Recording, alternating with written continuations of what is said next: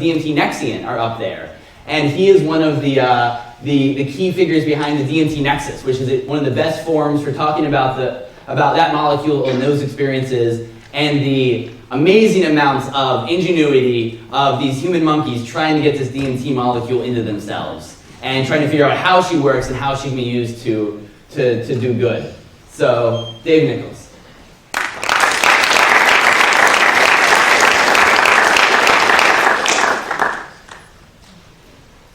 So I won't actually be talking too much about DMT today, focusing a little bit more on the issues of what a post-prohibition or prohibitionist world might look like. And so I think we all probably agree that it's fairly easy for anyone who's done even a minimal amount of research to invalidate prohibitionist arguments pretty quickly. At the point where DEA Administrator Michelle Leonard is essentially attempting to avoid stating that cannabis is less addictive than heroin and methamphetamine, and is arguing that dead children are indicative of a successful prohibitionist campaign, it's pretty clear that they don't actually have a leg to stand on. It's also fairly easy to identify immediate benefits of ending prohibition, such as making advances in all sorts of psychoactive research, halting the incarceration of drug users, opening medical services to people that are either under the influence and giving them greater support in those moments of distress, as well as providing treatment to people struggling with addiction, and additionally providing the public with accurate information rather than government-sponsored propaganda. So as an underground researcher, I can tell you I would absolutely love to be able to send plant material through the mail without having to worry about the fact that that might lead to my own incarceration. I would love for my friends and family to not have to worry about dealing with the devastating effects were I to become another victim of the war on some people who use certain drugs. I would really love to see my peers able to engage in psychedelic research, underground research, without the fear of going to jail, to be able to engage in harm reduction actions at festivals and elsewhere without having to deal with the RAVE Act, and really just be able to ingest a wide variety of compounds. And personally, as somebody who's participated and seen what's possible within the realm of underground research from lay people and enthusiasts, and seeing all of the developments that have taken place, it's really exciting to imagine what might be possible in a world where there aren't restrictions and criminalized notions of what should happen to people engaged in such efforts. So for me, it's really easy to get caught up in starry-eyed imaginings of what might happen in a post-prohibitionist society. Unfortunately, the world that we live in is not purely of our imaginations, and there's a bunch of various structures that are predicated on false premises. Here's a brief listing of some of those premises that I felt intersected with the war on some people who use certain drugs in various ways. And, this is just a brief list. Unfortunately, I don't think that ending prohibition will have much effect on this list. This is about the effect that I think ending prohibition has on this list of false premises. Sorry.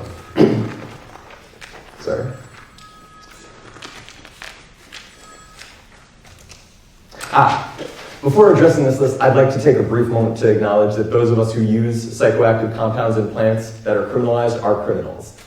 I know a lot of people that like to play moralistic and semantic games about whether or not they're criminals, whether or not it should be illegal or legal to use these plants. But, personally, I think it's important to acknowledge and own our criminality.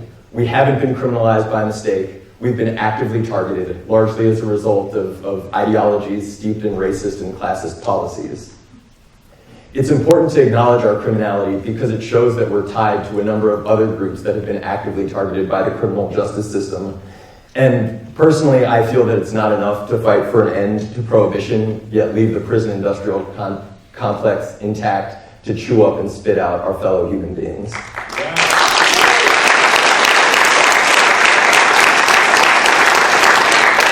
So, as mentioned earlier, one of the immediate benefits that could come with ending the prohibitionist paradigm would be ending the incarceration of drug users. I think this is great, you probably think this is great, but not everyone agrees. For example, the Corrections Corporation of America spends at least $1 million per year on lobbying and has made charming statements such as this. Now, if you look at that quote, you can see that the other population mentioned, aside from drug users, is immigrants. And so we've already seen an expansion in the number of prisons used for the incarceration and detention of immigrant populations. And I think that given the fact that CCA is openly stating that their business interest is to maximize the number of people incarcerated, convicted for both drug crimes and immigration crimes, and that they're willing to state this openly, I think is good evidence that in a post-prohibition world, it's quite possible that we would see a sharp increase in the incarceration of immigrant populations in order to replace lost revenue streams from the fact that drug users are no longer being placed in prison. Now, of course, there's many ways to turn profits from the justice system. The existence of the school-to-prison pipeline also provides the possibility that we could see an increased incarceration in the number of young people from socially and economically vulnerable populations. And the fact that the statistics are as alarming as they already are, the notion of an increase in that pattern is really disturbing. Additionally, despite the fact that incarceration for debts owed was federally abolished in 1833 and then affirmed in 1970, 71, and 83, the number of debtors' prisons are on the rise, utilizing high interest rates and essentially indefinite incarceration to maximize profit from people who are unable to pay what start as small fines for relatively minor infractions. Once again, it's unsurprising that the main culprits in these cases are private probation agencies working in tandem with governmental institutions, again, utilizing incarceration to turn massive profits. So all of this is to say that in a post-prohibition world, there exists the very real possibility that drug users will be replaced with other vulnerable populations in order to maintain profit for the prison industrial complex. Given the fact that slavery is codified in the 13th Amendment and that the prison labor output is valued at over $2 billion a year, it doesn't really seem to be a stretch to imagine that fewer incarcerated drug users will increase the demand for replacement populations. So while we should rejoice at the categorical dissolution of drug crimes, we must not forget that we were criminals and that we were criminalized precisely because we're worth more to the system as slave labor and accounting ledger statistics than as free human beings.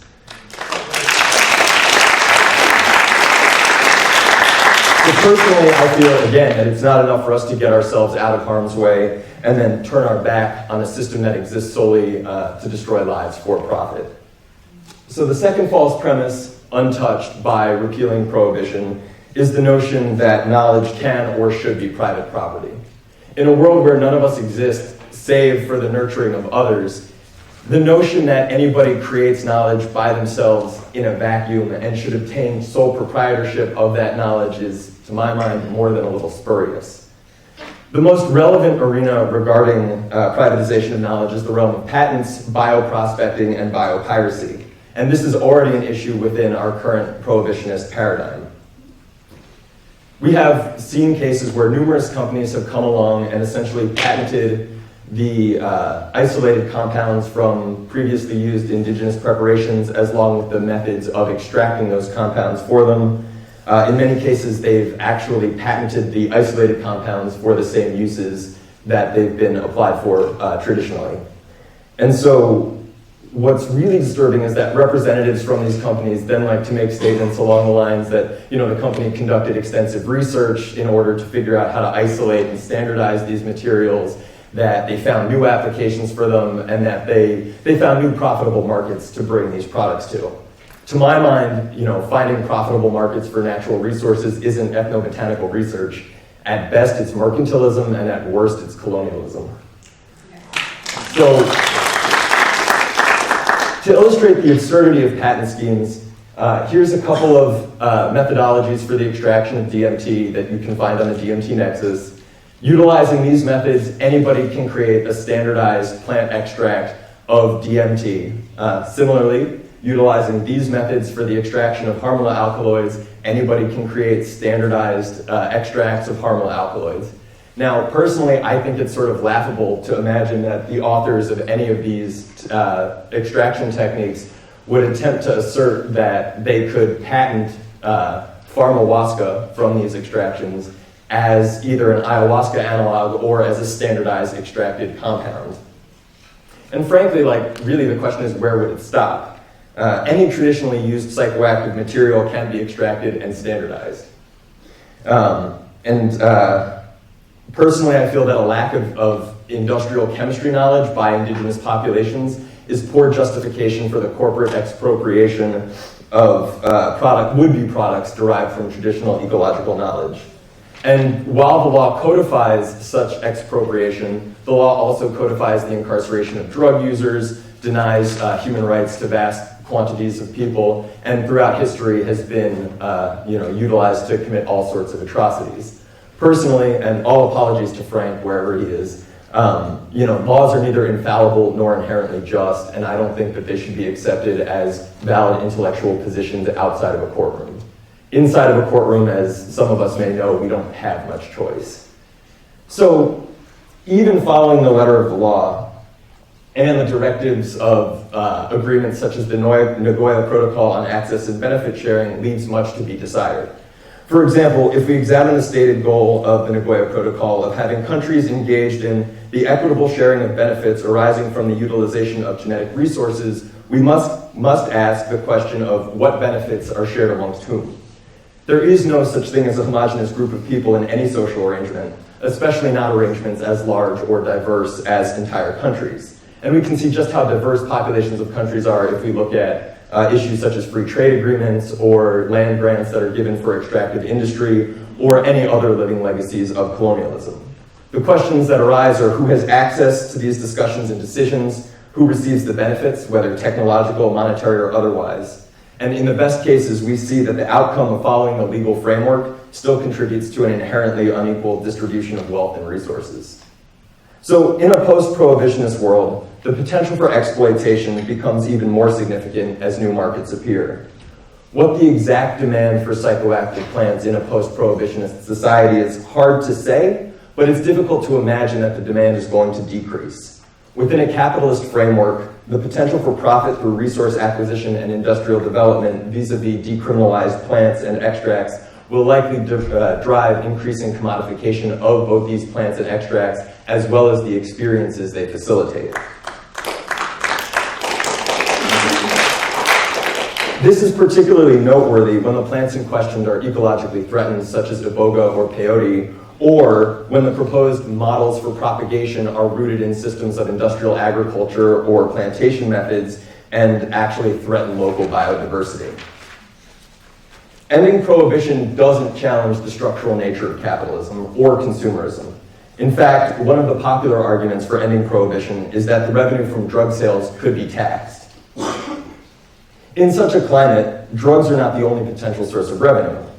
The very experiences they facilitate could be up for grabs. There are already charlatans selling all sorts of products, ranging from alleged psychedelic panaceas to psychonaut certificates, all of which are available at 3 low payments of whatever the market will bear. So if we look at this, we see that ending prohibition doesn't necessarily equate to increased usage, but it does remove the potential legal barrier for people who are inclined to use substances but choose not to owing to their current illegality. If we accept the basic premise that ending prohibition de facto presents new legal markets for capitalistic enterprise, and that there is solid demand for these products, then we see that ending prohibition does in fact carry significant risk of increased commodification. Now, this is not to say that I'm opposed to the trade and or availability of psychoactive plants or compounds, rather that I'm opposed to the unnecessary exploitation and commodification inherent to capitalistic methods of sourcing and production. There is no reason that a post-prohibitionist model has to include the whole foods of entheogens, replete with corporate greenwashing and PR campaigns, informing us of how sustainably their drugs are sourced. We really have enough time and resources right now to work to mitigate these processes and create our own autonomous horizontal networks of plant distribution and resource sharing. Entheogenic mutual aid is already underway. The question then is, what models of propagation and consumption are worth implementing, and how do we make these occur on a larger scale? To some degree, this question is already at play, and as we see, we can get small amounts of a whole variety of plants and extracts from head shops and web shops, usually for fairly exorbitant sums and with fairly unreliable results in certain cases. In contrast to this purely consumerist model, there are more collaborative models, such as Share the Seeds. Share the Seeds is a community of ethnobotanical enthusiasts who grow all sorts of medicinal, psychoactive, and other plants, and then trade and share seeds free of charge. Is it possible to accuse Share the Seeds of biopiracy? Absolutely. But nobody is actually profiting off of the distribution of these seeds, and there's no actual exploitation carried out via the Share the Seeds network, at least directly. In fact, in my opinion, some of the greatest aspects of the Share the Seeds peer-to-peer model is that it minimizes the effects of commodification, such as environmental impact and the exploitation of workers and end users, while simultaneously encouraging members to develop authentic relationships with the plants they intend to use. As someone whose psychedelic experiences have frequently reflected ecological and social predicaments, I strongly believe that our engagements with these plants and compounds should reflect our deepest understandings of the experiences they facilitate. For me, this means working towards a collaborative and decommodified future. In many ways, the future is bright. Psychedelic research, both underground and sanctioned, is gaining wider and wider acceptance and is popping up in very mainstream arenas. With this spread of cannabis legalization ongoing, it seems like it's very possible that the linchpin may soon fall out of the war on some people who use certain drugs. When that time comes, celebrating victory is certainly warranted, and given the available substances, I can only imagine what that celebration might look like. But at the same time, we must remember that we must recognize that victory not as the end of a long march, but as the first steps of a new journey. Thank you.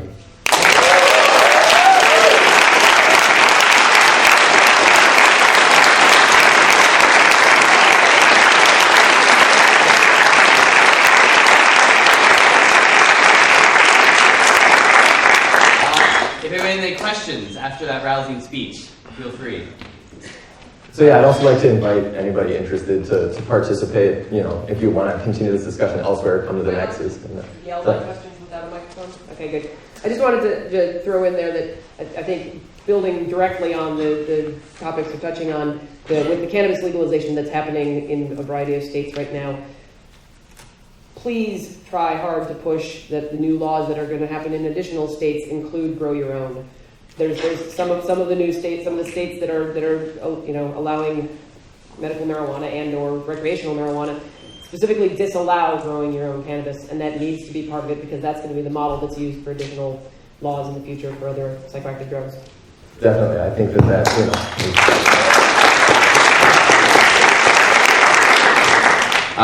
Just to add on that, if you really want to see how that turns into a shit show, Washington State is the perfect example. They really, of all the states, it made it into a corporate buyout, with just the license going to people who had $10,000 or $20,000 deposits. And since you don't have grow your own, they have no reason to be honorable about it, and it makes people who aren't into the medicine being the ones who are producing the medicine. Question over there. David, thank you for your talk. It was really, really interesting. And I have to admit, I'm trying to formulate my question because there was so much good information. So I'm going to give it my best shot. Sure.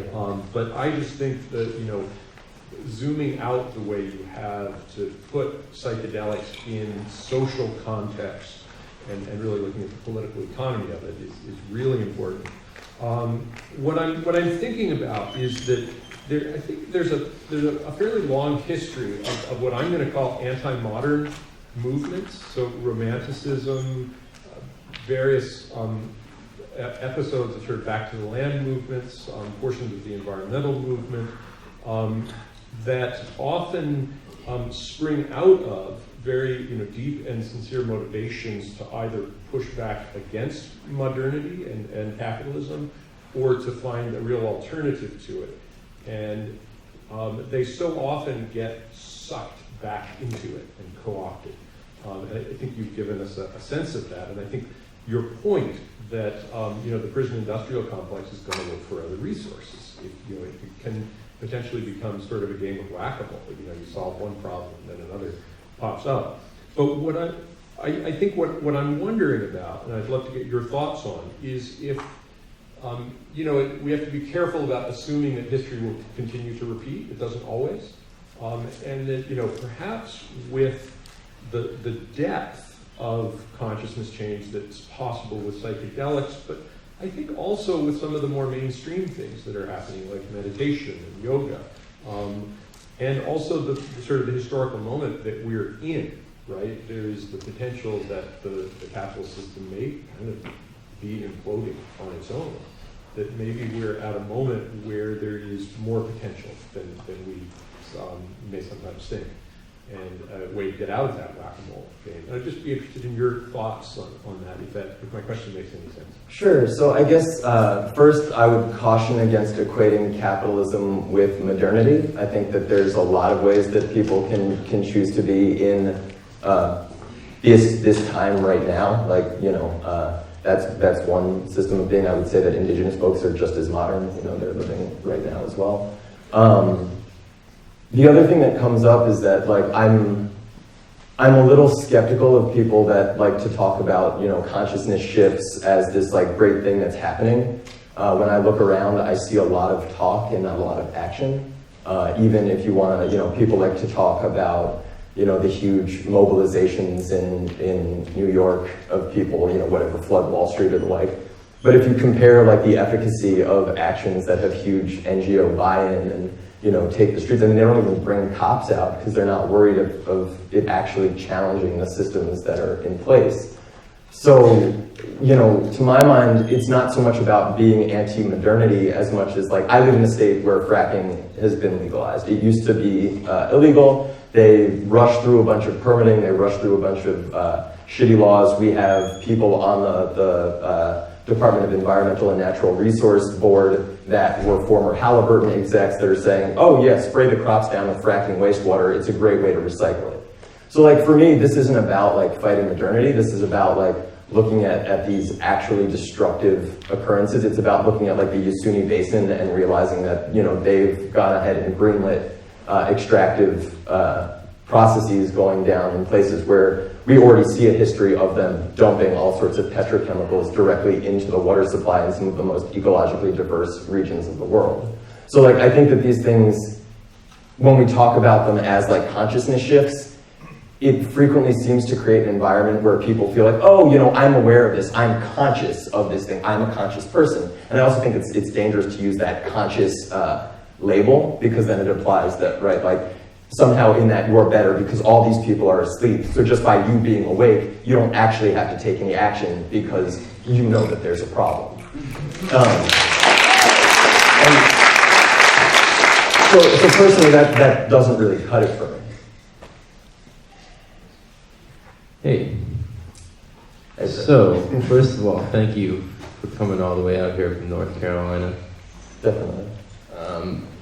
As some of us know, I would think most of us, especially those of us who've read Acid Dreams or Storming Heaven, the intelligence agencies in this country who operate pretty carte blanche around the world have used drugs, both psychedelic and otherwise, for various projects. And they've been implicated in all kinds of things all around the world. And when I was thinking about what it means to have a post-prohibition world, and touching upon what you were saying in terms of if you give up one resource, you still need another resource to manipulate, one of my thoughts was that what happens if the currency of how to essentially operate around the world without congressional oversight suddenly disappears into a legalized economy? What does that mean for a structure that might be using that to maintain control?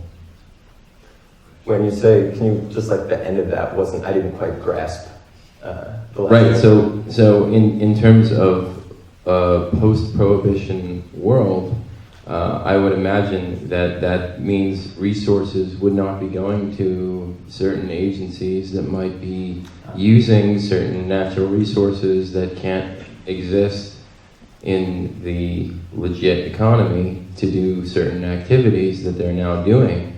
And if they no longer had the monopoly on said import-export activities. What do you think the next step would be? In other words, taking it to the logical conclusion that you drew before of people in power just going to find some other resource to exploit, what might you imagine would take the place of drugs of abuse? Sure. So as far as like providing profit for agencies, Right. and things like right. So one of the interesting things, and I'm by no means an expert on like cryptocurrencies or anything like that, but you know, with like some of the hacks that have gone on at places like Mt. Gox and these other areas that are containing large amounts of cryptos, and I think there was something recent about Silk Road, like some of the people that were involved in the legal case actually made off with a bunch of the Bitcoins. Not 100% on that, but like there are these other markets that exist. So in the event that we're in a post-prohibition society, there's still other things that would be illegal, right? Like we could talk about, slavery, right? Like people being sold as property that could still take place through the so-called dark web, right? Like people are still going to be profiting off of horrible things around the world, whether you want to talk about guns or people or whatever else. So I think that given the scope of some of these agencies that have the ability to apply that level of pressure, like I think there will always be something that they can get their hands into, some level of vice. I mean, it's hard to say what precisely would replace that, but then again, like the other question is to what degree in such a world would corporate interests have potentially further seeped into government beyond the absurd nature to which they already have. And like, could they not potentially just directly route money, in ways, out of the government, out of whatever sort of private deals? I mean, we're already seeing privatization of schools. We're seeing charter schools. We're seeing privatization of prisons that are getting federal funding, right, for private prisons that then like base that on how many beds are occupied. So I think that there's always within capitalism, like, some sort of scheme to generate additional profits from somewhere. Thank you so much.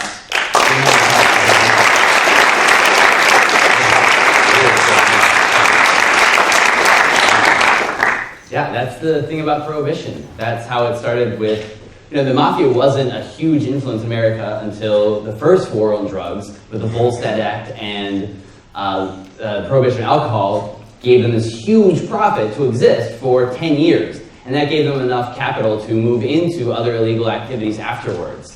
And now they exist, and will continue to exist. And the only thing that brought the cartels of Mexico into power is the American war on drugs. And even if we dry up that and legalize all the drugs, those cartels will now exist. They're already diversifying in the most capitalistic sense into extortion and sexual slavery and other activities and kidnappings especially. And they will continue to exist. We already created them. You can't just kill them with drugs. By taking away their main source of funding, they'll find another. And the one within America that is severely underreported is all of the gangs across America, according to the main institute that studies gangs, is that 80 to 90% of their funding comes from illegal drugs. That's what is funding all of these guns on the streets that are killing kids and killing people, comes from illegal drug money. And those organizations would also diversify, but we could kneecap the hell out of them if we could. These drugs are legal, and we dried up their profits.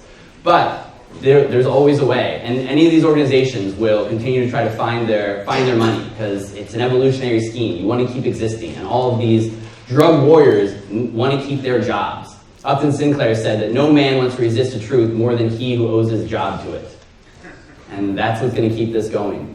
And in that light, we actually have a special video from Casey.